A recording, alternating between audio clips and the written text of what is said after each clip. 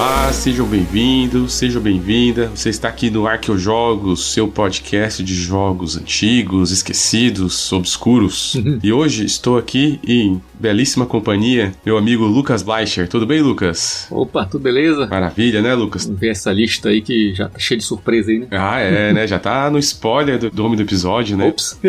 Já tá um episódio pra gente... Esse é pra chamar público, né? O pessoal adora lista e a gente pensou e fez um trabalho aqui e vamos soltar aí um top 50 do Arqueojogos com a participação de todo o time, né? Isso foi legal. Como vocês sabem, quem acompanhou desde o começo, começou eu e o Lucas, aí eu precisei dar uma ausentada, o Fernando veio o Daniel, aí depois veio o Felga e o Kist, e por último veio o Pedro, né? E depois o Bruno Libonati, que ainda nem conseguiu gravar, mas que hoje vai participar, né? Vai estar aqui também. Então, vamos fazer uma listinha aí, um top pra galera. O que vai sair disso aí, né, Lucas? Vamos conversar aí, né? Isso aí. Então tá, pessoal, então segura um pouco aí que a gente volta aí pra explicar como que a gente fez essa lista e vamos falar dos jogos.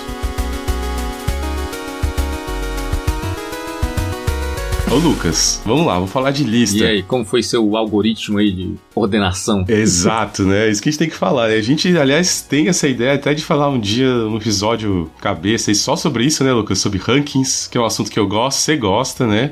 Muitas maneiras de se fazer um ranking, né? A gente ainda, pra quem não sabe, na nossa área de pesquisa, tanto eu quanto o Lucas, a gente tem que trabalhar ainda com ranqueamento de coisas.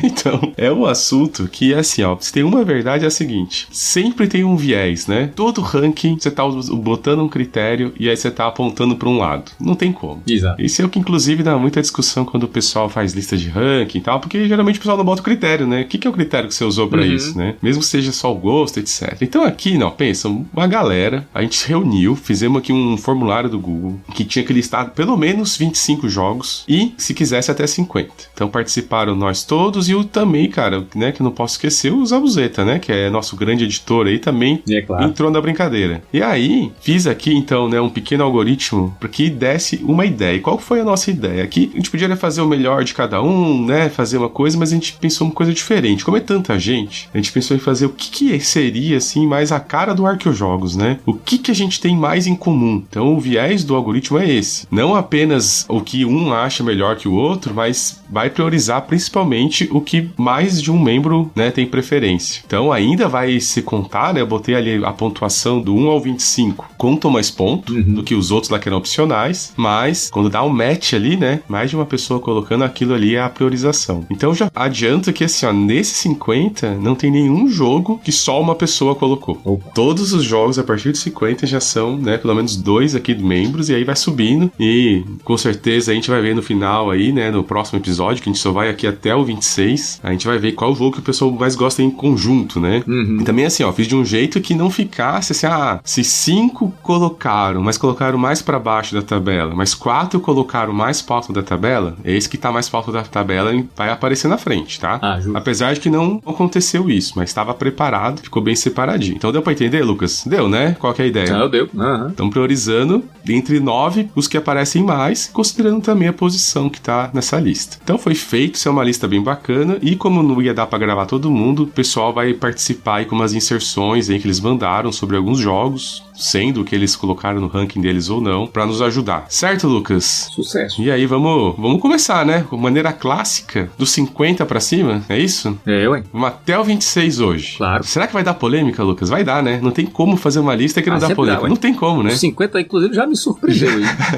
Embora eu até já tenha uns suspeitos aí. Um voto eu sei que foi meu.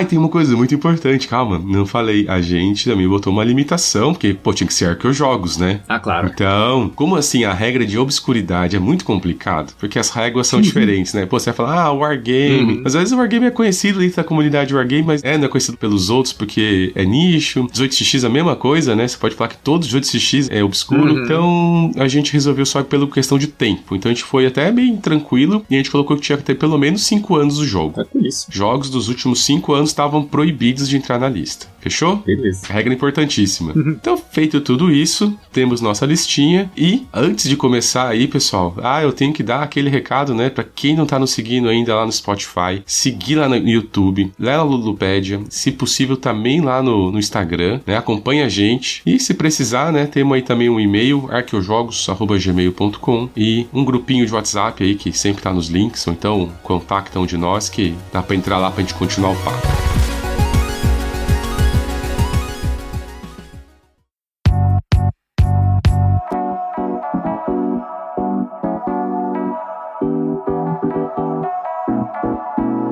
Agora fiz aí na hora certa, hein? Botei o recado na hora do ápice, hein? Tô aprendendo. Coloquei. Então, Lucas, faça aí a honraria e comece a falar do primeiro jogo. Qual que é o nosso número 50? Primeiro de baixo pra cima, Locomotive Works. Aí, esse aí já saiu, né? Já saiu. Olha aí. No episódio especial aí de Train Rush, né? Teve um especial de Train Rush, a gente falou dele e do Starship Merchants, né? O voto é secreto pelo menos pra mim, né? Mas eu suspeito que teve o dedo do Espino nesse aí, né? Com certeza foi. Vocês dois, cara.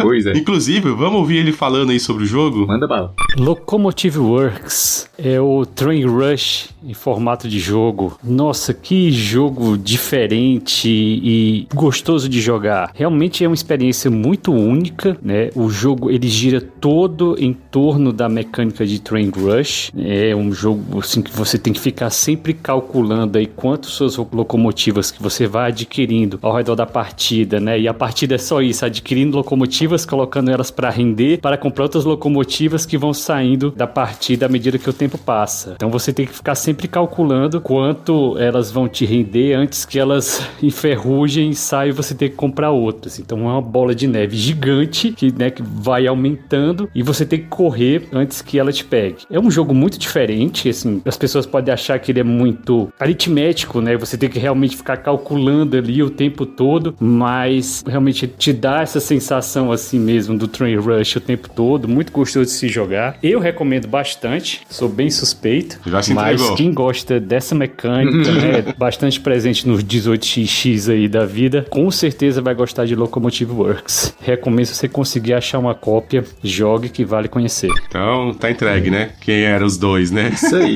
Sim. E quem quiser ver mais, né, vê no nosso episódio 35 aí, que vai ter mais sobre ele. Nossa, então já começamos diferentão, né? Tá ótimo. Então vamos lá, número 49. 49, quem tá? Spartacus. Esse aqui eu acho que eu tenho culpa, hein? Acho que esse aqui fui eu e Fernando. Oh. Vamos ouvir o homem aqui, ó. O que eu posso falar do Spartacus, né? Por incrível que pareça, eu gosto muito desse jogo, mas nunca assisti a série, né? Então tem um pouco de contradição aí. É um jogo bem legal, com luta de gladiadores ali, com sacanear os amiguinhos, onde vocês unem as influências pra puxar o tapete de alguém ali. Jogo de negociação com puxada de tapete, pra mim sempre é uma coisa que pega bem aqui. Eu gosto, meu grupo gosta. O único ponto negativo do Spartacus pra mim é o fato de ser um jogo basicamente exclusivo pra 4. Não tem graça jogar ele em 3, nem em 2, né? Mas em 4 o jogo roda muito bem. Você faz as apostas nos gladiadores, né? Tenta comprar serviçais melhores, tenta comprar gladiadores melhores, itens pros seus gladiadores. Tudo isso tentando conseguir chegar no máximo de reputação, né? Que o jogo fala. E aí você faz também os plots, né? Com os outros jogadores, usando a sua influência. Você pode juntar, então você fala, eu empresto minha influência pra você conseguir fazer, você negocia, se eu fizer esse plot aqui, eu te dou o dinheiro, mas você me ajuda com a influência, e eu fico com a influência. Então sempre tem aí essa mecânica, a própria mesa que tem que controlar os jogadores, né? Então o jogador A e o B tem que controlar o C, senão ele tá muito na frente, fica essa marcação mesmo. Pô, é muito bom o jogo, vale muito a pena. Infelizmente, nas novas edições, eles vieram com uma arte meio cartoon, não curti muito. Eu tenho a edição aqui com as imagens da série, mas queria muito conseguir uma edição completa com essa arte. Tenho só o base aqui, as expansões não consegui, mas quem sabe um dia, né? Quem sabe volta com a arte da série. Acho difícil, mas senão eu talvez acabe até me cedendo pra arte cartoon. Boa. Isso aí, cara, é aquele jogo que depende muito da mesa, assim como vários que a gente fala aqui, né? Mas esse tem que ser gente que não se incomoda, velho, porque é jogo pra um ficar enchendo o saco do outro ainda, é muito complicado. Esse eu não joguei. Nunca jogou? Não, mas de Gladiador, no episódio 5 a gente falou do Clash of the Gladiators, né? Que esse é muito bom. Você acha que é só você jogou, daí ninguém vai Pois colocar. então. Se eu tivesse jogado, eu colocava. Pois é, Spartacus é bom, só discussão, cara. Em 3 rola, a gente só jogou em 3 aqui, é bem legal, a maior parte. E eu tenho a versão nova, é gosto só, né? O design mantém o mesmo. Cara, eu gosto, que combina muito aqui. É um tipo de jogo que assim, eu não jogaria com nenhuma outra mesa. É isso, eu jogo com meus amigos, Sim. porque com os outros não dá. Mas dentro desse estilo é bem considerado. Então tá, Lucas, vamos lá pro número 48. 48, Lisboa. Esse eu não joguei. Aliás, é uma vergonha. Não joguei nada do Lacerda até hoje. Acredita? Acredito, porque eu diria que é o oposto do que você gosta, cara. Então, você gosta de coisa simplificada. Ele é conhecido por complicar coisas simples, né? É a fama que eu conheço mesmo. Então, óbvio que eu acho que dentro dessa proposta ele é um dos caras, né, que se destaca, faz muito bem, né? Ele tem por que ter toda, né, a fama que ele tem, a base de seguidores que ele tem, né? De jogadores que são muito fãs. E eu até suspeito que esse Lisboa aqui tem minha participação também, que eu acho que ficou lá um pouco mais lá para baixo, porque eu joguei pouco, eu só joguei esse e mais um, que é aquele de arte lá, do Gallerist, que esse eu não gostei. E esse eu gostei, cara, porque ele é muito bem amarradinho com tema, sabe? Apesar de ter as coisas ali, eu não ligo muito, né? Eu gosto de uma burocracia, todo mundo sabe disso. Mas eu acho maravilhoso o jogo, a produção, assim, o cuidado histórico que ele teve com o jogo. Então fica aí, ó, pra achar que Arco Jogos não tem Lacerda, tem de tudo. Não, realmente tem de tudo, bicho. Tem de tudo. Então vamos lá, pro 47. Opa, o Ride the Rails. Esse eu aí, sou o primeiro fã, Cube Rails. Esse eu também. Não sei se eu que coloquei aqui agora, mas participei. Teve até episódio, né? Esse, pra quem quiser ouvir mais, tem o Fernando falando dele. Lá no episódio mais antigo. Eu acho que junto contigo, Lucas, inclusive. Esse é um que é... De vez em quando eu falo, né? Eu tenho um amigo que ele é muito estranho, que ele gosta de trem, mas não gosta de leilão. Então esse aí é pra ele. Aí, ó. Essa aí é a situação então, perfeita. Realmente tem jogo de trem pra todo mundo. Exato, cara. Esse não tem até leilão. Pra quem não gosta de trem, né? Tipo Poseidon, né?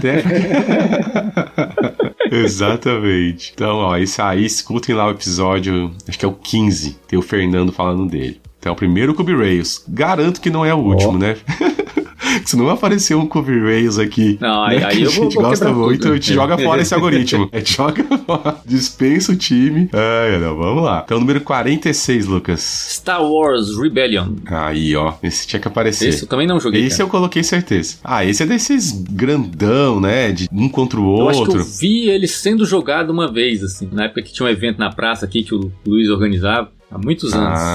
Pra quem gosta desse estilo, cara, é sensacional, né? Gostando ou não de Star Wars já é legal, mas eu acho que, gostando de Star Wars, o negócio melhora muito. Ele a gente é comparado com Guerra do Anel, né? Que eu trouxe aqui já no episódio. É bem comparado a ele, pega a mesma pegada, sim, né? Aquele jogo temático, épico, que você vai ficar ali, super envolvente. É muito bom, recomendadíssimo aí. Então, tá aí, ó, nosso número 46. Bora então pro 45. Aqui, ó. Opa! Food Chain Magnate. Aí, ó, primeiro Splotter. Esse aí eu joguei. Esse a gente não gravou. Esse você jogou, né, Lucas? Joguei. Você jogou? Já. Verdade. O Splotter que você não jogou é o Antiquity, né? Antiquity, mas tá no wishlist aí, tem que jogar um dia. Então, o primeiro Splotter da lista. Esse a gente não gravou, provavelmente a gente vai regravar sobre ele, mas a gente gravou lá no Mercado de Ações. É verdade. Então, em breve aparece aí que a gente tá, né, subindo de novo os episódios de lá, então daqui a pouco aparece e mais pra frente a gente pode gravar aí pra falar da expansão, né, que na época a gente não falou, não tinha ainda. Assim, ó, dos Splotter, né, cara, ele já foi meu preferido.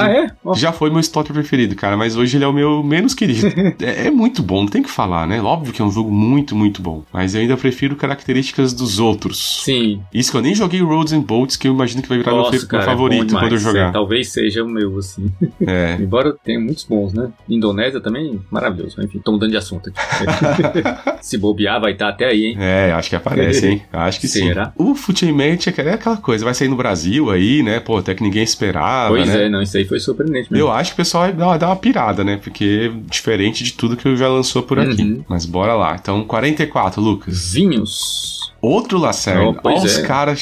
Olha aí, ó. Gente. Fala aí. E tem galera fã dos Lacerda. Esse, inclusive, tem gente pra falar aí, hein, cara. Vamos escutar aqui, ó. Fala, pessoal do Arqueojogos, Ricardo Kist, pra falar sobre mais um jogo que tá nesse top do Arqueojogos. E dessa vez é o jogo Vinhos, um jogo de 2010, do design Vital Lacerda, muito famoso na comunidade. Muitos gostam, muitos criticam, mas enfim, é inegável a fama e dos designers portugueses, aí uns que alcançaram maior destaque destaque no hobby. Ele foi lançado originalmente numa editora também portuguesa, eu gosto muito, é o What's Your Game, e eu busco sempre todos os jogos, experimentei jogar todos os jogos dessa editora, e anos atrás conheci o Vinhos. Depois foi muito difícil encontrar esse jogo num preço acessível, que valia a pena. São caras, hein? Então deu um hiato, fiquei tempos sem jogar, mas é um jogo que realmente marcou de todos os jogos pesados que eu experimentava, inclusive os do próprio Vital Lacerda, que saíram depois, porque esse foi o primeiro. Porque ele é um jogo pesado, mas apesar disso, ele, como o tema é muito encaixado, que é a questão da produção de vinhos, exportar, tem os especialistas, todo aquele glamour que envolve o vinho, que vai dar para ele mais prestígio. Então tem vários elementos no jogo que andam simultaneamente, ocorrem, faz com que você tome decisões se eu preciso de dinheiro, vender por um preço bom, exportar ou ganhar prestígio com esse vinho numa feira. Então isso traz uma leveza para o jogo, apesar do peso, e um prazer na jogabilidade, uma facilidade, ele fica fluido. E muitos jogos pesados que tinham muitas regras similares assim, acabavam às vezes não tendo a mesma leveza, inclusive do próprio autor, na minha opinião. Alguns não conseguem ter essa mesma fluidez como o Vinhos tem. Para mim, de fato, é o melhor jogo do Vital Lacerda, inclusive o primeiro dele, né, o melhor na minha opinião, dos que eu já joguei, não joguei todos, tá, pessoal? E aí, para mim, não tem o que pôr, o que tirar. Eu joguei recentemente a versão 2016, que eu consegui adquirir, e inclusive esse ano, semanas atrás, eu joguei para relembrar também o jogo, e boa também a versão, porém, eu acho que a de 2010 ainda é superior. Como eu falei, na versão 2010, para mim é um jogo que não tem muito o que pôr nem o que tirar. Então, na 16 tiraram algumas coisas, mudaram outras, e eu acho que eu fico com a de 2010 ainda, pela competência que teve ali em encaixar todos os elementos e tudo fazer sentido. Então, para mim, o melhor Vital Lacerda, jogo que vale muito a pena para quem não jogou. Se você gosta ou não de jogos pesados, experimente esse jogo, vale a pena. Eu tenho certeza que pode ser um grande candidato a entrar no top de vocês também. Olha aí, cara, favorito do Kist aí, e eu acho que é de muita gente mesmo, eu já vi falar isso. Não, conheço muita gente que gosta também. Eu tenho vontade de conhecer, cara. Tem mais alguém que, ó, esse aí o pessoal quis falar, hein? Ó, vamos ver aqui o Bruno, nosso caro Libonati, pela primeira vez, ó, vamos fazer a estreia dele aqui, ó. Olá, board gameiros, Bruno Libonati falando aqui, dessa vez sobre vinhos. Esse que foi meu primeiro Vital Lacerda, autor que gosto muito, e por isso nutro um carinho especial pelo jogo. Aqui, cada jogador representa uma vinícola em Portugal, país aclamado pelos vinhos de qualidade que produz e pelo terroir de suas uvas. O jogo capta muito bem essa miríade de vinhos produzidos por Portugal, desde os seus vinhos verdes até os licorosos vinhos do Porto, ambos disponíveis para o jogador no decorrer aí da partida. Bom, então aqui, resumidamente, como proprietário de uma vinícola, os jogadores têm que gerir desde a produção dos vinhos, comprando os vinhedos, as adegas, ampliando as vinícolas, contratando enólogos, até o destino final do produto, que poderá ser vendido ou exportado, o que garante dinheiro ou pontos de vitória, respectivamente. O quanto cada jogador vai receber em grana ou pontos depende da qualidade do vinho, onde serão analisados aspectos como a safra, o trabalho dos enólogos, o tempo de envelhecimento. E os vinhos também poderão participar das feiras internacionais, o que garante renome à vinícola, ou seja, os bônus imediatos ou pontos de vitória para o final do jogo. Para isso tudo, o jogo, basicamente, na sua mecânica principal, é um sistema de seleção de ações, são 9 possíveis, dispostos num espaço de 3x3. E essa informação é importante porque, como você move seu peão de ação ali, né, você tem que tentar fazer a melhor ação possível, evitando despender muito dinheiro para isso. Eu acho um jogo relativamente fácil de ensinar, ainda mais para quem já é um erudito, cracudo. Entretanto, é um jogo com decisões complexas e difícil de dominar. Ele requer algumas partidas antes da compreensão das melhores estratégias a serem tomadas. A versão mais nova, eu acho que é a mais disponível no mercado aí, uma obra linda de Ian Tu. É bonito pra caramba. Com componentes maravilhosos, e ele traz duas maneiras de jogar. A de 2010, a que eu conheço mais e acho melhor, mais densa. Os dois, hein, concordado. E a versão mais recente, que embora seja mais leve em relação à sua precursora, não tem nada de fácil. Bom, gente, é isso. Se o tema lhe interessa, acho uma ótima pedida. Pra mim é o melhor jogo sobre bebidas alcoólicas, os que eu conheço. É um jogo difícil, um euro de qualidade. Se você gosta aí de decisões difíceis, uma economia apertada, eu acho que pode ser uma boa pedida pra você. Até a próxima. Ai, ó, show. Estreia do Bruno Libonati. Aí os caras concordaram, né? Os caras preferem essa versão de 2010. Legal, cara. Bom, provavelmente aí os caras vão poder falar isso no futuro mais sobre esse jogo aqui. Quem sabe eles gravam um off-topic aí, tá legal. Então Então vamos aí, ó. Vamos pro 43, Space Corp. Esse aí você falou, né? E eu trouxe, lá no comecinho, lá nos primórdios. Esse aí tem episódio lá atrás, quem quiser ouvir falar mais, é um jogo da GMT que não é de guerra, jogo de explorar espaço, com cartinha, um dos mais fáceis, né? Defendi muito na época, isso é muito tranquilo de jogar. Então diria que pode ser o primeiro GMT de muita gente, até por não envolver guerra, não tem ataque, tem nada. Bem legal pra quem gosta de espaço, quem é nerd dessas coisas. Delícia. 42, Lucas. Esse eu acho que é o meu preferido de bebidas alcoólicas, hein? É o Gold Brown. Eu acho que o meu também. Esse foi nós dois, cara, certeza. Você tá no episódio 7. Esse cara, a gente conseguiu gravar um episódio só do The Longe, né? Isso. Ó, tô até vendo aqui na listinha, ó. Esse ainda só tem 2 ainda. Ainda foi eu e você, cara. Pois é, certamente. Cara, que jogo bom, né? Pois é, e esse é um que é curioso, né? Assim, é um jogo que tem controle de ação que você pode chutar os acionistas pra fora. Tem isso, que é uma delícia. A seleção de jogada é muito legal, né, cara? 3 cartinhas, né, cara? Só isso. Toda rodada você só tem que jogar uma das 3 cartinhas e ver o que acontece. É muito legal. E aqui, cara, eu acho que comentei isso no episódio e continua sendo, tá, cara? A gente parou de jogar por vários motivos, mas sempre que a gente fala, quando fala com meus amigos, a gente fala, pô, quando a gente conseguir reunir, é o jogo do Tio Bebum.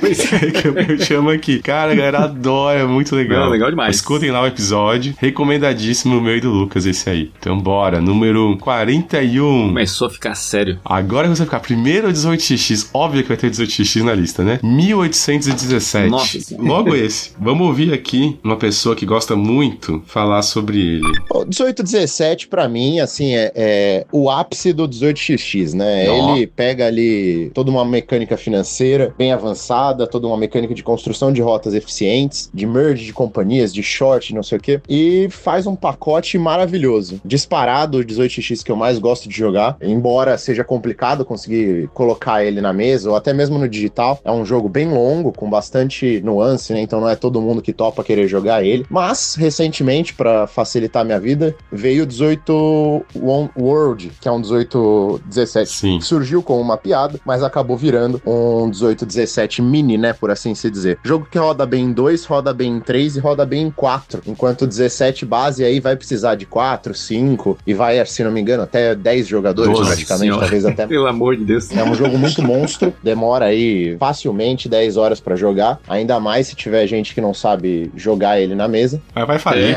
Mas, pô, vale muito. É uma satisfação conseguir jogar ele. Esse é um absurdo, né, cara? Totalmente sandbox, né? É um que, assim, eu nem tenho coragem de falar que eu sei jogar esse jogo, assim. Não. Eu tô numa partida nesse momento, inclusive, mas como você pode fazer de tudo, né? Eu praticamente faço só o que dá pra fazer num 18x normal, né? Então não dá nem pra dizer que eu tô jogando direito, né? Chega nessas coisas mais complexas aí. Nossa fazer short, oferecer pra venda, nessas coisas aí. Fusão. É muita coisa, Aquisição. Meu, tem tudo, né? Tem todas as ferramentas possíveis, né? De presepadas no mercado, realmente não tem pra ninguém. Eu queria muito jogar ao vivo um dia, eu queria ter essa experiência, sabe? Verdade. Só joguei online até hoje, né? E mesmo online é demorado. Mas imagino que no online é demorado, porque tem várias fasezinhas que ao vivo deve ser muito rápido também. Tem isso, verdade. Bem lembrado. Bora, primeiro 18x, hein? Não é o último. Certamente. E agora vamos lá, Lucas. Número 40. Opa, Power Grid. Começou a aparecer o Friedman Freeze aí. Power Grid. Friedman Freeze. Esse, inclusive, gravamos lá no Mercado de Ações também. Logo aparece aí no feed pra vocês. É um ótimo jogo, né, cara? Demais, eu acho dos econômicos clássicos, assim, ainda se segura, né? Sim, não, é bom demais, assim, só não é meu preferido do Freeze, porque tem coisa aí que talvez apareça, vamos ver, será? Eu sei qual que é. Ainda tem que ver se mais alguém além de você gosta tanto assim, né? É possível.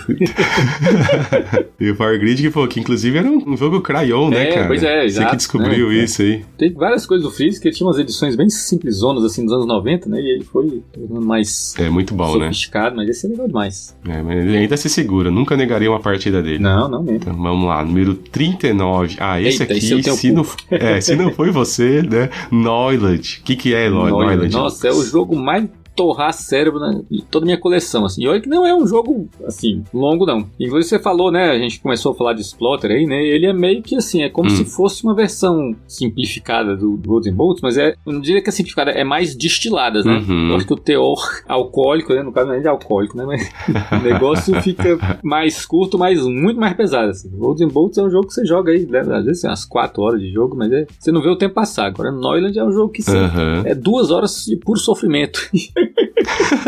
Então é queimando a cabeça, sacaneando o amiguinho lá.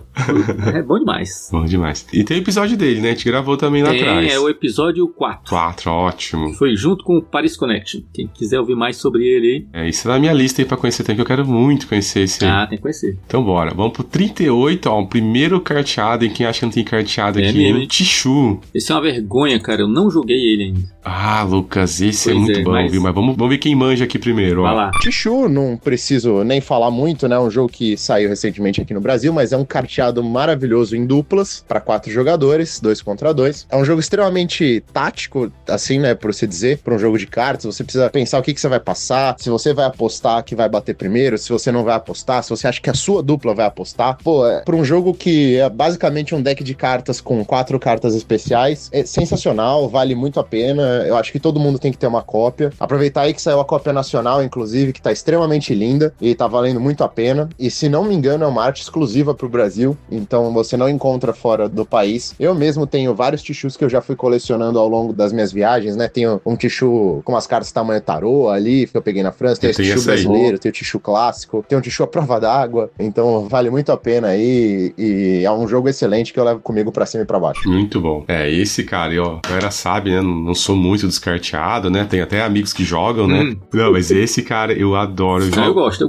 Eu jogo muito com... Cara, agradecer aqui ao Jairo Moita e ao Leandro Nunes. A gente joga Tichu não sei quanto tempo já, uma atrás da outra. Muito tempo já. Deve fazer uns 2 anos, sei lá quanto. Eu adoro. Tenho aqui meu baralhinho também. É um jogão, cara. Muito bom. E acho que eles falaram bastante num dos episódios de carteados. Sim. Eles trouxeram o Tichu pra falar. Então bora pro número 37, que é Descent. Journeys in the Dark. Esse é um dos clássicos, né, de Ameritrash, né, Dungeon Crawler. Vou colocar aqui o áudio do Zabuzeta, vamos lá. Fala pessoal, tudo bem? Zabu. Tô aqui pra falar brevemente de um joguinho que tá aqui na lista, que é o Descent Journey in the Dark, que é um jogo da Fantasy Flight, que eu acho que tá numa posição alta porque eu gosto muito dele e eu posicionei muito alto no meu ranking, então provavelmente pela matemática aí, acabou sendo um jogo que acabou aparecendo aqui na lista. E eu vou falar um pouquinho dele aqui porque eu acho ele um jogo bem consolidado, ele é uma daqueles jogos assim que tem aquela característica, aquela identidade que a Fantasy Flight tinha ali na década de 2000, 2010, né? E muito disso vem de gente que tá envolvida no design dele, como o Cory Kuniska, o Kevin Wilson, que é o cara que criou a primeira edição, e também o Adam Sadler, né? Que são pessoas assim que são dinossauros da indústria na parte dos Ameritrash, principalmente na Fantasy Flight. Quando tem uma mãozinha do Cory Kuniska, pra mim sempre tem muita atenção que eu chamo. E é realmente um jogo muito bom. Ele é um jogo bem clássico de Dungeon Crawler, né? Assim que você vai se movimentando, vai montando o cenário. Aquele jogo que tem uma pessoa, né? Um jogador jogando com o Overlord contra outros jogadores jogando de heróis, né? É um jogo que você pode jogar pelo cenário, pode jogar por campanha. E eu acho muito interessante e inteligente a forma como ele usa os dados, né? Os dados são dados customizados. Basicamente, os heróis ali têm que fazer ações, têm que olhar o que o cenário pede e resolver aquilo lá, enquanto o Overlord, né? Também vai se desenvolvendo. E é muito legal porque se você joga no modo campanha, os jogadores vão evoluindo, mas também o Overlord vai evoluindo, ganhando novas cartas que podem atrapalhar os heróis, e os dados vão dando aquele charme, porque, por exemplo, os equipamentos que os heróis têm, ou que os inimigos têm, eles podem ter dados de ataques diferentes, que os dados são cores amarela, azul, vermelho, e esse mesmo dado, ele também tem informação a respeito de ataque à distância, que ele tem um númerozinho, ele tem os golpes, né, e também tem ativação de habilidades lá com aquele símbolozinho do trovão. Isso eu acho muito maneiro, porque ele é muito inteligente de pegar um dado e resolver várias coisas com um dado só. Isso eu acho muito legal. E pra quem gosta do modo solo, eu acho que ele tem um aplicativo, né? Mas assim, você também pode encontrar diversas variantes pra jogar solo ou jogar em cooperativo sem ter um jogador jogando contra. Mas eu acho muito charmoso ter um jogador contra os demais. Assim, eu joguei bastante nele. Hoje, infelizmente, eu não tenho. Quando eu penso que eu tive ele e o jeito que eu me desfiz dele, assim, me dá uma dor no coração. Mas, assim, isso é coisa pra eu resolver na terapia, tá? Mas, cara, jogaço, muito bom, muito bom. Journey in the Dark,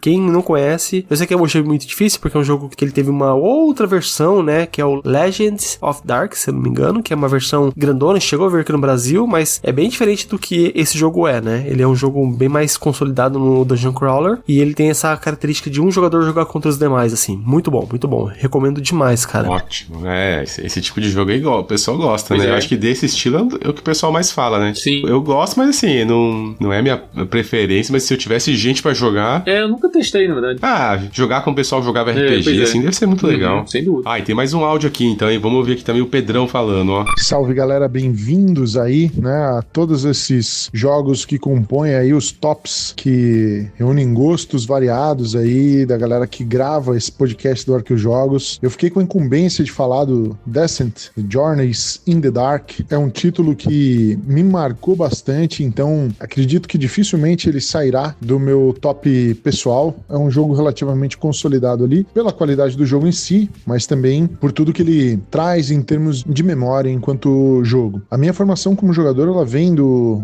RPG. Aí, ó. Obviamente, acabei tendo contato com alguns jogos Dungeon Crawler antes, né? A gente pode falar isso, por exemplo, de um Hero Quest. Eu também. Mas, obviamente, ao se deparar com um jogo como o Descent, tive algumas partidas desse jogo de forma esporádica, né? Com as aventuras que ele propõe. Mas quando a gente começou a enveredar pelo caminho da campanha e com as expansões que o jogo traz, realmente a coisa escalonou de maneira muito grande. Eu gosto da ideia de você montar personagens. O jogo coloca uma série de coisas na sua campanha que são muito legais e que até hoje, quando trabalhadas em outros jogos, obviamente não se usam aí das mesmas mecânicas do Descent, que eu acho que servem muito bem. Ele acaba se tornando, obviamente, um jogo regrista, então ele não é um jogo elegante. E também ele divide os jogadores entre um Overlord, né, e os outros que vão realmente jogar com os personagens. A crítica que eu sempre ouvia era, poxa, mas é melhor jogar um RPG, porque ali você interpreta o personagem e tal. Mas às vezes o perfil do jogador, né, para muitos jogadores de RPG, é gostar do desafio tático de um combate, por exemplo. E isso é muito presente num jogo como o Descent. Na campanha, ele coloca muitas coisas legais, justamente pelo fato de você ter um Overlord, a movimentação de generais, um constante desafio, um senso de urgência que a campanha impõe no jogo, regras para muitas coisas, desde para você caminhar pelas trilhas, desenvolver itens para te permitir melhorar a sua viagem. Você precisa proteger cidades, senão elas são perdidas. Eventualmente, uma cidade que foi tomada ou destruída, ela já não é mais um ponto para você se dirigir até lá. Às vezes tem skills que você quer desenvolver no seu personagem que você treina em cidades específicas, então se ela for tomada ou destruída, você não consegue mais treinar aquela determinada habilidade. Então, existe uma infinidade muito grande de monstros, de personagens, as dinâmicas de evolução da campanha e uma que seria talvez uma fatalidade, eu acho que para alguns isso pode ser um fator determinante entre a escolha de jogar ou não o Descent, que em algum momento, em alguns pontos específicos de uma campanha, ela pode começar a gerar um certo desequilíbrio, pendendo muito para o lado dos jogadores ou para o lado do Overlord, dependendo de como foram as situações anteriores, né? Então, como se trata de um Amerigame, né, tem essa ideia de uma construção de uma história e até mesmo de um enredo, de coisas que vão efetivamente acontecendo ao longo do tempo, eu particularmente vejo isso com bons olhos. Além disso, acho que é bem importante mencionar, o jogo teve versões posteriores, como foi o caso do Descent 2ª edição, que para mim falhou miseravelmente. Eu não gosto do sistema em que ele propõe a sua campanha. E aí depois a gente teve um Descent mais recente, né, que ele tem todo um vínculo com o uso de app, que a gente sabe que gera toda uma situação na hora de conversar aí sobre esse assunto quando se trata de jogos de tabuleiro. Mas eu acho que o Descent faz uma boa aplicação disso. O jogo não teve um grande hype, não teve uma grande repercussão no nosso meio de board games aí, né? Mas ainda assim é um jogo muito bom, muito bonito, que traz uma série de novidades em termos de mecânica, de modulação desse tabuleiro, dessa relação entre o jogo analógico e o digital, porque os combates passam a ser resolvidos, né, por aplicativo. Então tive uma excelente experiência, gostei de várias das soluções trazidas e é um jogo realmente diferente ali da primeira edição. Mas, obviamente, pelo carinho e pelo nível regrista que a primeira edição tem, eu acabo gostando mais dela. Normalmente eu tenho essa tendência de gostar de jogos com muitas regras. Por isso, é um sólido top, na minha opinião pessoal. Valeu, galera. Curtam aí os outros jogos, né? E às vezes tendo curiosidade, com certeza muitos dessa lista valem a visita. Valeu. Muitos, né? Não concorda com a lista toda, né? Não vai ter concordância nem entre a nós. Lucas, então qual que é o nosso número 36? Root. Esse é um que também Root. tá na minha lista do que Passou? tem que jogar um dia e nunca joguei. Já foi um dos meus muito preferidos, né? Um jogo do Cole aí, muito famoso aqui no Brasil. A gente até citou bastante ali no episódio do Coin, né? Que a gente sempre é usado como uma comparação. Mas o Root é um jogão, né, cara? Não tem como falar. O Cole mandou muito bem nele, no design. Pra quem gosta quer jogar um wargame, que eu nem considero wargames, aí é uma baita polêmica, eu nem vou entrar nisso. Mas assim, pra quem quer um jogo desse estilo, né? Bastante decisão, várias facções pra brincar, cara, é infinito. Né? Então, um baita joguinho aí representando aí, número 36. Então, 35, Reef Encounter. E aí, Lucas? Nossa, esse foi surpresa, e esse é um que, assim, acho que faz pelo menos uns 15 anos aí que eu ouço falar dele, de não ter que jogar isso aí algum dia, e nunca joguei também. Já jogou ele? Eu não também, cara, eu tô pra jogar, eu lembro sempre do cara do Heavy Cardboard falando dele. O Kist trouxe ele aí num dos episódios, e fala bastante dele, mas vamos ouvir mais outra pessoa aqui falando dele, ó. Reef Encounter com certeza é um jogo, né? Imaginei. Muito único. Eu diria que ele é uma mistura de Tigres e Eufrates com stock market. Opa! Porque ele tem um tema muito bacana por trás, mas ele tem uma briga espacial muito forte, né? Simulando aí a briga por controle de um coral, né? E isso é muito interessante, que ele foi muito bem pensado tematicamente e bem implementado nas mecânicas, né? Que conversa muito com o tema do jogo. E essa briga por esse espaço no coral, né, de diferentes cores, você vai valorizando certos tipos de corais e colecionando eles. Então você vai meio que especulando ali, colocando alguns tipos de corais para valorizar menos ou mais, né, mas com um aspecto muito grande, uma briga muito grande nesse lado espacial do tabuleiro. Excelente jogo para 2, 3 ou 4 jogadores. Sempre recomendo, né, os jogadores conhecerem Reef Encounter, porque realmente é um jogo muito único, muito diferente de praticamente qualquer outro que você já jogou. Muito bom. Esse dá muita vontade, né, cara? Não, demais. Falou Tigres, Eufrates e controle de ações, pelo amor de Deus. Que assim, né? Só faltava ser civilização. Pois é. Em vez de coral. Exato. Lucas, então bora aí, número 34. Opa, esse aqui é um dos meus preferidos também. 1889. Oh, que maravilha. Esse aqui, pô, aquele 18x que o pessoal, não, esse aqui é pra quem tá começando, mas eu já tô acabando e continuo nele.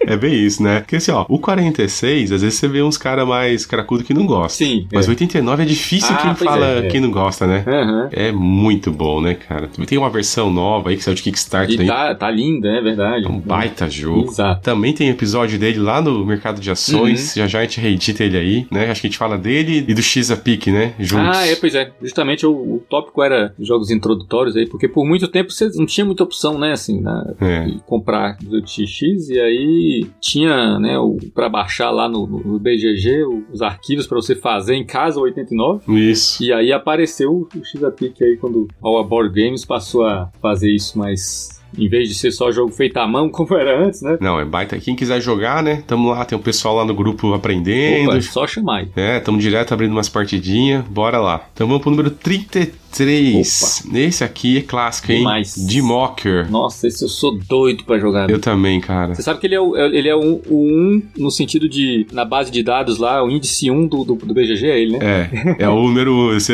É o cara que começou, isso, né? Vamos ouvir aqui quem gosta, ó. Quem provavelmente votou nele.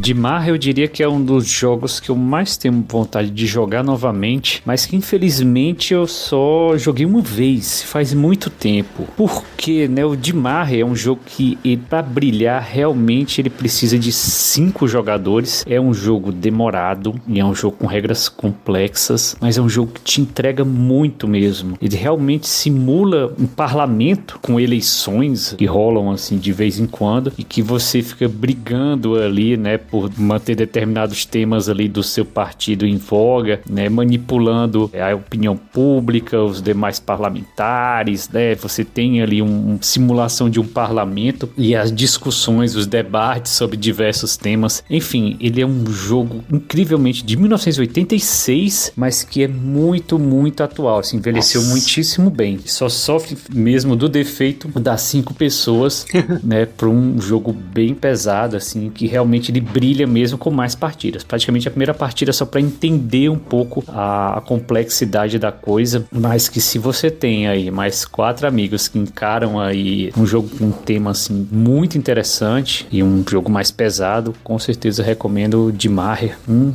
jogaço. Infelizmente não tenho mais na coleção, muito difícil de ver mesa, mas jogaria novamente com certeza. Nossa, esse eu também quero conhecer um dia, viu? Né, isso aí não tem o que falar, né? Clássico, né? Vamos botar isso na lista. Número 32, Lucas. Pax Porfiriana. Acho que... Aí começou Pax, hein, velho?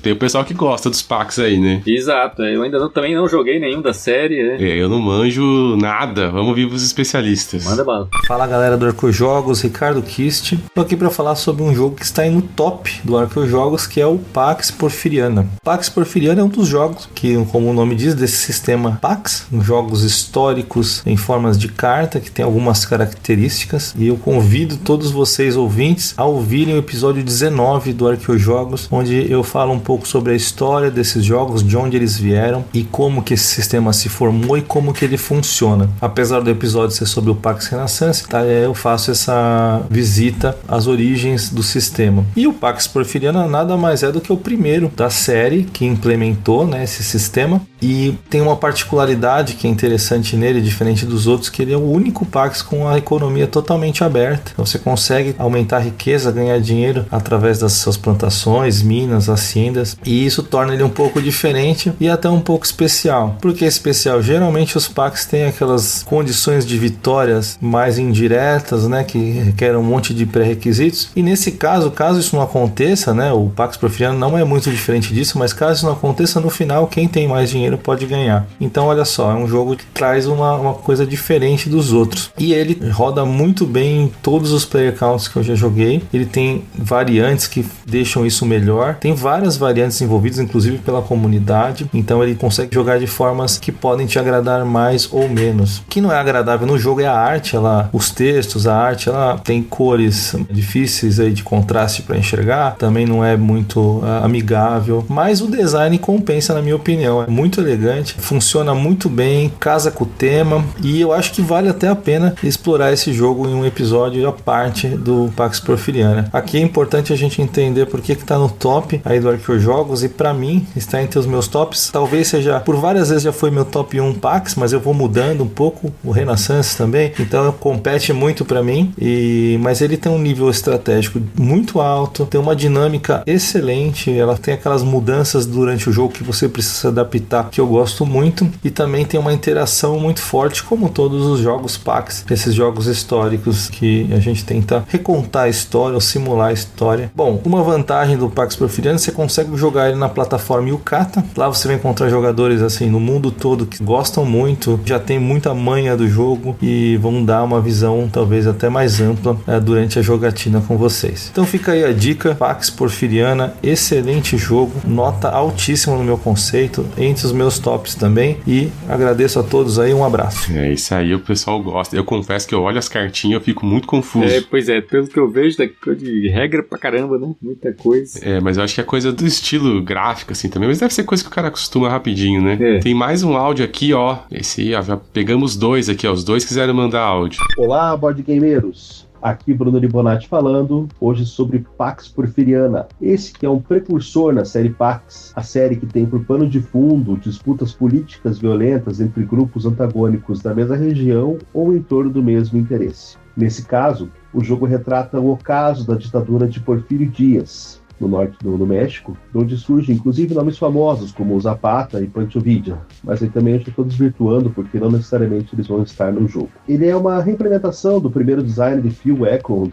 o Lords of Sierra Madre, de 1988, que foi sofrendo alterações no decorrer do tempo, perdeu seu tabuleiro e se tornou um jogo exclusivamente de carta, que é um elemento comum em muitos jogos da série Pax. Bom, aqui cada jogador representa um hacendado, um rico proprietário de terra que tentará se dar bem com o fim da ditadura porfiriana, seja se bandeando por imperialismo norte-americano, fazendo a sua própria ditadura no norte do México, assumindo como um sucessor natural de Porfírio Dias, ou aderindo à causa revolucionária de trabalhadores anarquistas. Essas 4 condições de vitória possíveis são chamadas de golpe. e aquele que estiver melhor preparado para dar um golpe bem sucedido quando a oportunidade aparecer, será considerado vencedor. Para isso, o jogador vai ter que gerir suas terras, riquezas e tropas num ambiente política e economicamente instável, contando com a ajuda de pessoas e instituições influentes, como os povos indígenas, a Igreja Católica e, eventualmente, o próprio Porfírio Dias. Bom, para fins mecânicos, tudo isso é resumido em cartas que vão sendo dispostas no tablô individual de cada jogador, e além do seu próprio tablô, né, os jogadores também podem interferir no tablô dos outros jogadores, o que torna o jogo bem interativo e agressivo. O pulo do gato, né, o plot twist aqui, é que a maior fonte de pontos para um golpe bem sucedido que o jogador vai receber, geralmente vem justamente dessas interações agressivas e diretas. Além disso, existem outras inúmeras formas de ferrar com os amiguinhos da mesa. Você pode mudar o regime político-econômico vigente, jogar alguns eventos, e a própria depressão econômica, o que geralmente ferra todos os ricos da mesa. E ser rico, claro, é bom, como em qualquer tempo e lugar do mundo, né? Pois se as 4 oportunidades de golpes à ditadura porfiriana passarem e o velho continuar no poder, o jogador mais rico é o vencedor. Então, resumindo, Pax Porfiriana é um tableau building muito feio, né, cheio de interação direta e reviravoltas. Se você não sabe ver o seu império ruir do nada, se você não gosta de apoiar os amiguinhos e gosta de jogo bonito, esse não é pra você. Mas se você curte um jogo cuja mecânica é super bem amarrada ao tema, ele é tenso e cheio de interação, uma economia apertada e com decisões difíceis, então aproveita a edição nova que está saindo esse ano e se abraça nessa maravilha. Bom, e caso você queira conhecer o jogo antes, né, para ver se você gosta ou não, ele tem disponível no Yucata para você poder jogar a mesma coisa. Beleza? Galera, um abraço, obrigado pela oportunidade e até a próxima. Boa. Então, ó, os caras manjam, hein? Os caras recomendando aí, os caras que entendem. Número 31, Lucas. Eita! 1830. Nossa senhora. Esse aí, né? Tem que Esse até aí, que... tô até surpreso não ter ficado mais pra cima. Pois é, né? E pra você ver, ó, só apareceu com 2 pessoas votando ainda, cara. Só 2? Ainda estamos na região de 2 pessoas. Vou começar a xingar a gente aí, ó. É, tô falando, cara, a gente tem que fazer uma... O que tá acontecendo? 1830. Cara, esse aí a gente também tem um episódio lá no Mercado de Ações só sobre ele inteiro, né? Acho que vale a pena ouvir. E assim, não tem o que tu falar, né? É a essência mais pura do 18x. O mais importante de todos, né? Mais importante. Isso, pode ser no que você não mais gosta, mas tem que ser o que você mais respeita. É, sem dúvida. A ideia é essa. Excelente. Então, a número 30. Esse aqui a gente gosta, hein? For Sale. Oh, nossa, esse é um dos que eu mais joguei na vida. A gente teve episódio dele aqui? Eu não tô lembrado. Cara, eu acho que não. Eu acho que a gente só falou dele lá no Mercado de Ações ainda, quando a gente fez aquele de mini econômicos, lembra? Ah, verdade, bem lembrado. Foi até com o Gustavo, e eu acho que a gente falou dele. Esse é um que quando eu comprei, assim, eu li as regras assim, nossa, qual é a graça disso aqui? E ficou tipo uns 6 meses assim sem não jogar. Até que eu finalmente joguei, pelo amor de Deus, como é que eu não tava jogando isso antes? É, maravilha. Aí tá, nos últimos 15 anos é meu filler preferido, assim, sem sombra de dúvida. Cara, você me convenceu disso. Lá na época do Mercado de Ações, ficava falando isso, aí eu comprei, joguei bastante. Hoje eu tenho a mesma opinião, cara. Meu filler favorito. É bom demais. É uma delícia de joguinho, né? Nossa, muito bom. Bom, vamos lá então pro número 29. Esse é culpa bastante minha. 1849. Sofrência na Sicília. Exatamente. Bom demais, né? Pra quem gosta de 2x, mas também, né, tem esse lado meio sadomasoco, como você falou.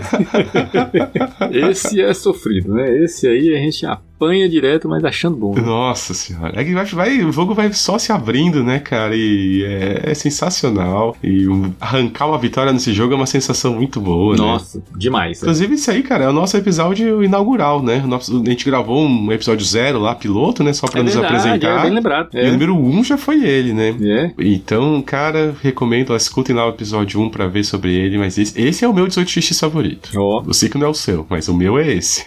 Não, mas eu super respeito a opinião aí, porque ele merece. Esse é bom demais. Então vamos lá, número 28, Lucas. Pax Família, segunda edição.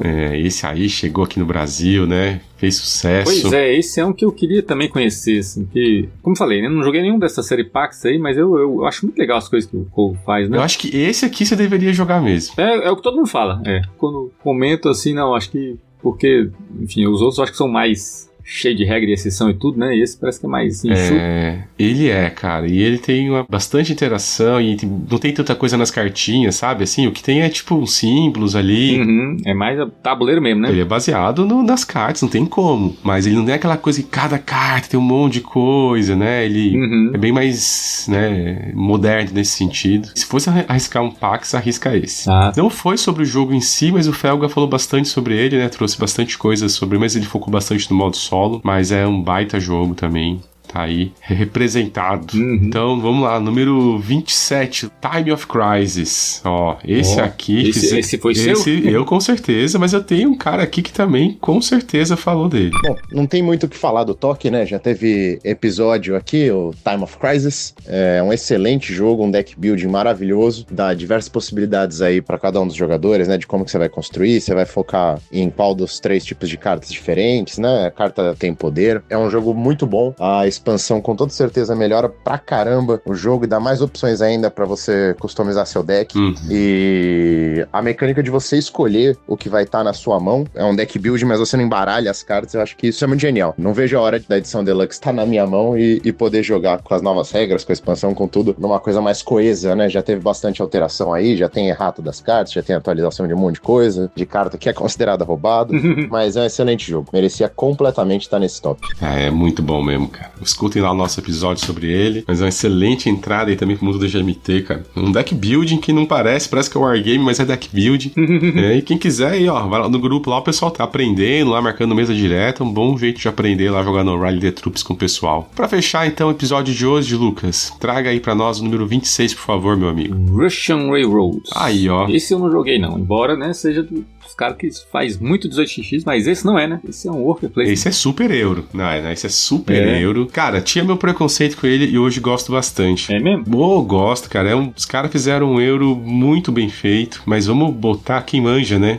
Olha só, galera, agora voltei aqui também pra falar a respeito de um jogo pra mim que é muito querido, que é o Russian Railroads, que é um jogaço, cara. Eu sempre que eu tenho oportunidade de jogar ele, eu jogo a versão que tem no Board Game Arena. Eu joguei bastante quando o meu amigo Lucas, né, o Iha, né, lá da época do Jogatina BG tinha aqui. Cara, a gente jogava demais, eu sofria muito porque o cara era imbatível, mas depois com a versão do BGA ali, principalmente com a Ultimate Railroad, né, nossa, cara, muito, muito bom. Hoje em dia, eu jogo só essa versão, principalmente no mapa da Ásia, que tem a indústria compartilhada, mas se me chamar e falar assim, vamos jogar, eu vou jogar com certeza, que eu acho um jogaço, eu gosto demais, principalmente da forma como que você bloqueia, né, porque ele é um jogo de alocação de trabalhadores, mas ele tem uma pegadinha diferente ali, de você focar nos engenheiros, de você tentar acelerar o processo pra pegar uma indústria, pra pegar as locomotivas ali. Gosto demais a forma como que ele escala em pontuação, né? Porque normalmente quando você pensa em jogos assim, você pensa em jogos que tem, a pessoa ganha de 100 pontos. Não, esse aqui, se o jogador for jogar muito bem, ele passa de 600, 700 e pode chegar até muito mais que isso, assim. Jogaço, recomendo demais pra quem não conhece. Joga no BGA, a versão do BGA inclusive é grátis, não precisa dar licença premium. E se for jogar o mapa Ásia, pode me convidar lá, Zabuzeta, tá? Beleza, gente? Obrigado. Opa. Não, surpreende mesmo, cara. É bem feito, assim. Porque os caras manjam, né? Os dois, né? Inclusive, eu joguei um outro deles aí de trem também, que é Euro, que é aquele First Class. Todos são bons, cara. Esse eu joguei. Esse eu achei bacana. Então, assim, é que a gente é mais trenzeiro, né? A gente gosta mais dos outros, mas, pô, como um Euro, assim, é um dos meus preferidos hoje também, cara. Não votei, quero jogar ao vivo, ainda não tive essa oportunidade. Mas tem gente que gosta aí, né? Pois é. Vamos só ouvir mais um último aqui pra finalizar, ó. Russian Railroads. Com certeza Daniel, um euro que marcou época, marcou mesmo, que chamou a atenção muito do mercado quando ele foi lançado. Incrivelmente ele tem mecânicas muito simples, nada de outro mundo, assim, né? Uma alocação de trabalhadores simples, com você montar uma maquininha de pontos. Mas é extremamente satisfatório de se jogar. Você monta ali, né, diversas linhas de trem, né? Através de diversas ações você vai selecionando no tabuleiro, né? Um worker placementzinho simples. Mas a produção dele é muito bem feita, muito caprichada. E como eu falei, ele é muito gostoso de se jogar. Engraçado, mesmo você perdendo ou estando pouco atrás, é muito satisfatório você estar montando aquela maquininha ali, isso né? mesmo. Tentando andar por diferentes estratégias. Realmente o jogo ele te abre muitas possibilidades estratégicas, jogando com as expansões então, né? Tem uma Big Box aí que tem tudo isso, né? Tem jogo aí para bastante partidas, mas só o jogo base já dá para se divertir bastante. E é uma produção bonita, joguinho gostoso de jogar, roda bem qualquer número de jogadores. Pra quem gosta de Euro, assim, de montar maquininha, a interação dele não é muito grande, né? Realmente a briga é ali pelas ações no tabuleiro, mas é uma briga que também pode gerar muito dedo no olho aí do amiguinho. Um excelente jogo. Então tá, bom, até o Daniel aí tá mandando a benção, né? O jogo é bom, né? Então tá aí, ó. Fechamos 25. Fechamos os primeiros 25. E aí, o que você achou, Lucas? Tá ficando bom? Ah, legal demais. Tem várias coisas aí que estão entre os meus preferidos de todos os tempos também. Eu também. Então tô até curioso ver o que vai vir na parte 2 aí. E a parte 2, então vocês aguardem aí, que aí vai vir o filé, né? Aí vai ter aquela que... que até então, ó, todos esses foram 2 votos sempre, né? Sempre 2. Né? Todos esses aí. Todos esses aí. Aí a parte dos 25 começa a ter o que... afunila, né? Opa. Mais gente gostando ali ao mesmo tempo, deve ter bastante coisa boa vir. Então, pô, vocês gostaram aí, deixa seus comentários aí, pode canetar, falar o que achou ruim, que vocês estão loucos, como é que não aparece não sei o quê, ou como é que isso tá aí. Lista é pra fazer polêmica mesmo, importante que vocês discutam aí, interaja com a gente. Lucas, até logo mais aí pra gente voltar aí pra gravar a parte 2 com o top do Arqueojogos. Beleza. Falou, meu amigo, abraço. Abração pra vocês, até mais.